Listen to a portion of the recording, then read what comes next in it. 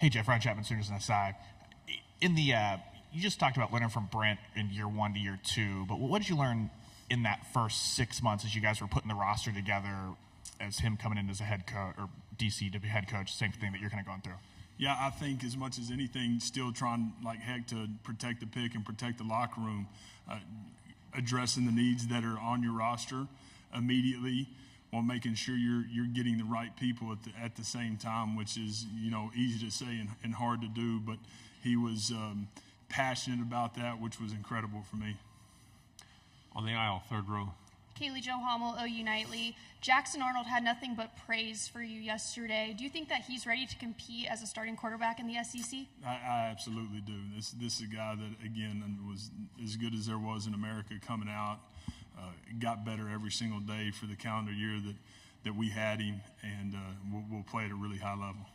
Right side, second row. Chris Hummer, 24/7 Sports. What did you see in Coach Holochek as a young coach at Ole Miss that you've taken him basically everywhere you've been since? Yeah, here's a guy that I've got great trust in, speaking the exact same language, and as I obviously sit in a completely different chair than I've sat in prior, having the ability to get away from a practice standpoint and be where I'm needed at practice, and Coach Holochek coaching those guys, and there being this incredible alignment, knowing exactly what I want and what we want is a huge part of it. And then this is a guy that's just incredibly sharp and knows the game inside and out, has incredible system knowledge, and is a great person. So he checked all those boxes for me as him walking into his first full-time gig.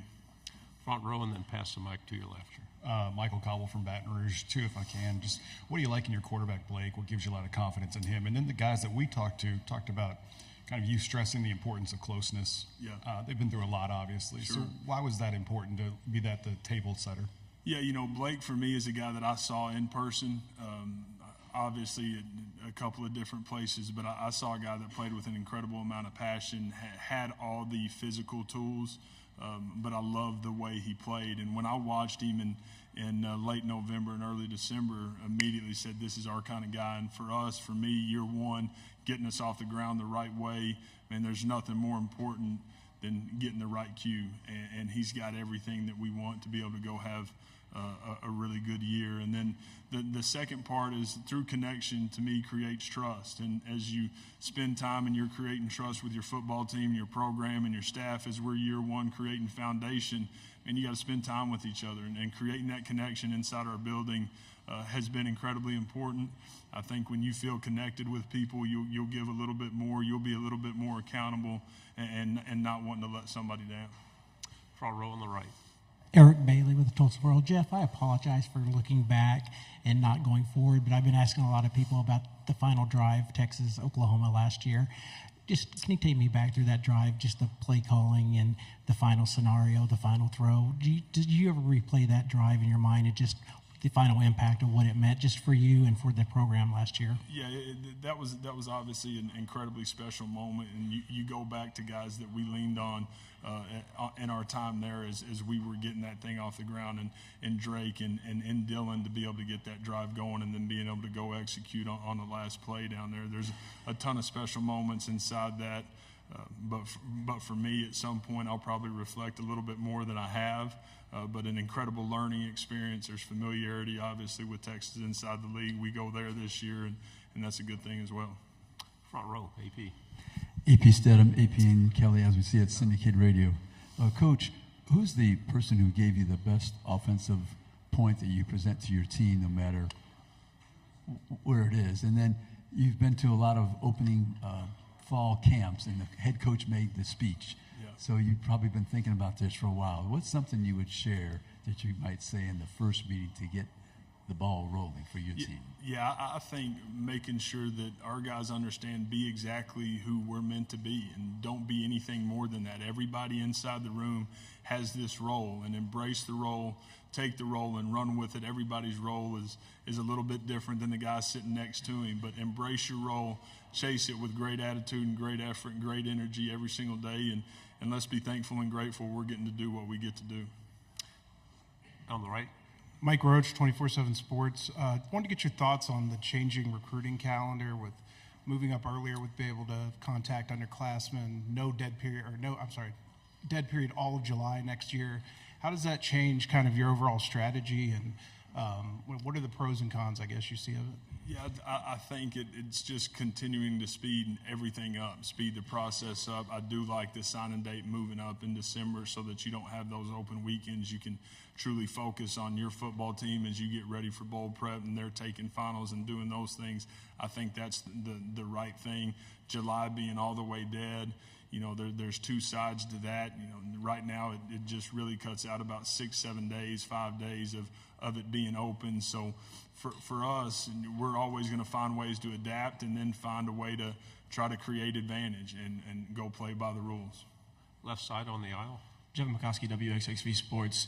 Kind of going off of that question, in-state recruiting can be so important, especially in a state like Mississippi that has so much talent. What do you like most about your freshman class, and maybe what do you like about Kai McClendon and what he can bring to the table? Yeah, I was incredibly proud of our staff for being able to go sign the class that we signed in a matter of 12, 13 days.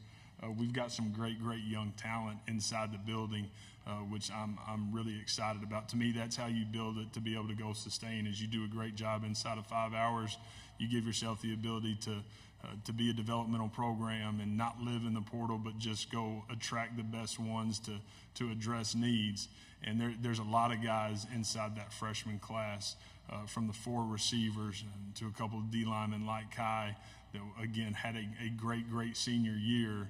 And then you look up and this guy doesn't have a ton of opportunities, and he ends up playing for us here at Mississippi State, which is a credit to him and how he played as a senior. Back row and then pass it forward 2 rows. Vince Ferrara, 99.1 The Sports Animal in Knoxville. You guys play at Tennessee this year. I'm wondering if you can share some memories and some things maybe behind the scenes that in your relationship and working with Josh Heupel when you did, and some of the things he influenced you on. Yeah, forever indebted to Hype, our relationship and the trust and everything that we've both been through to get to this point. No way I'm sitting here, obviously, without him and my experience for those 2 years at UCF. His consistency and his ability to coach the quarterbacks and giving me the opportunity to coach them there and fine-tune how I did what I did and giving me the ability to be in that position room and be doing what I'm doing right now. So, again, just a ton of respect, a ton of trust, and somebody that I'll always be fighting for. Left side, back row. Dan Peck, ESPN 106.7 in Auburn. Coach, what was it about Blake that made him the right choice amid all the quarterbacks in the transfer portal?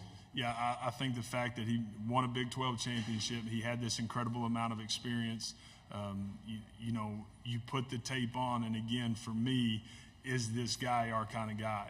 I feel like we've got a pretty good eye for that, and he definitely is. His ability to extend and make plays on the move and throw off platform, but then his ability to make every single throw inside the pocket so that we can stretch the field vertically and horizontally is a huge deal for us. And again, his toughness, his edge, his leadership, all those things were the things that said, hey, this is our guy, let's go get him. On the aisle, right side. Hey, Jeff, Derek Peterson, Saturday Down South. Yesterday, the conference announced a partnership with Sonic, and I saw a bunch of people joking that Oklahoma is taking over the SEC already. We've got kind of deep roots throughout the league with coaches that have moved on to other positions. I guess for you, you've been at Oklahoma, you've been around the SEC. How does that program fit within just the overall culture and vibe in the SEC? Yeah, I think it's got great history and it's got great tradition, and that's what our league is. We are a league that is tradition-rich. You go to all these different places inside our league, and it's incredible atmospheres on game day, and so there's great familiarity for them to be able to do it at a big-time level, and that's, to me, why it's a great fit. 3 questions. We'll go on this side and then there and then back. Tyler Shaw with KBTX in College Station. Jeff, what do you want your identity of year one to be? And when you kind of look back on this first season, what would you like to be kind of known for? As we go into it, I want people to watch us play and say, these guys play the game the way it's supposed to be played. They're fast, they're fearless, they're physical. They do a great job situationally. They take great care of the football. It is all about the ball. So take care of it with your life and then go get it on defense. And so for us, That's what I want people to say, and understanding that there's a standard in how we do what we do, and let's uphold that every day. Stay on the third row. Jesse Doherty with the Washington Post. Jeff, in the NIL era, when you guys get a verbal commitment, how do you and the staff treat that? Like, do you still have to basically recruit as much as you maybe did beforehand, given all the different options and the ways this stuff works? Yeah, I think it's very specific to the recruitment of that kid, and what is he doing on his side of the coin? Is he still going to other places, or has he shut his commitment, his recruitment down, and understanding that every situation's a little bit different. So very, very specific to the kid. Left side. Coach Reed Darcy with the Advocate in Baton Rouge. I'm wondering, with revenue sharing on the horizon coming to college sports in the not too distant future, I'm wondering how that will affect a program like yours at Mississippi State.